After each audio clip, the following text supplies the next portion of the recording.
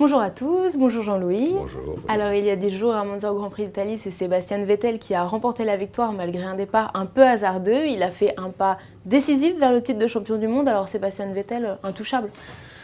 Il est intouchable, mais je ne peux pas dire non plus que sa course a été sans mérite, parce qu'il a opéré un dépassement sur Fernando Alonso, extrêmement limite. D'ailleurs, en ce moment, les Red Bull Boys, ils en font. Il y avait Weber sur Alonso à Spa-Francorchamps. Là, il y a eu Vettel sur Alonso à Monza, donc ça c'est pas mal. Non, c'était une belle victoire également, parce qu'elle marquait tout un symbole, la nouvelle signature de Renault, naturellement avec Red Bull pour 5 ans, ça, il faut en parler, et puis ça faisait, je crois, depuis 1995 que Renault n'avait pas gagné sur le circuit type pour les moteurs, l'autodrome italien, et donc tout ça c'était sympa de voir Vettel triompher, et d'ailleurs, il a eu un grand moment d'émotion sur le podium, d'abord pour cette victoire, ensuite en voyant ce monde finalement qui venait sans doute saluer Alonso qui était à ses côtés, mais quand même le saluer lui, c'était très émouvant. Alors vous m'avez tendu la perche, donc Renault a re-signé vendredi pour 5 ans avec Red Bull. Pourquoi ça fonctionne si bien entre ces deux entités ?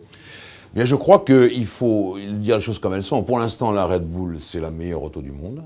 Et je crois bien que l'association avec Renault fait que Renault, ce moteur, est aussi le meilleur du monde, même si ce n'est pas le plus puissant.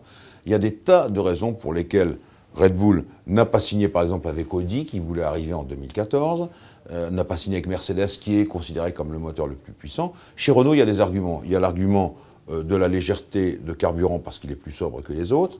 Il y a l'argument de la créativité, il y a le fameux soufflage, quand même, que Renault a inventé d'une façon assez percutante et qu'il a mis au point depuis 2 ans et qui marche vraiment bien.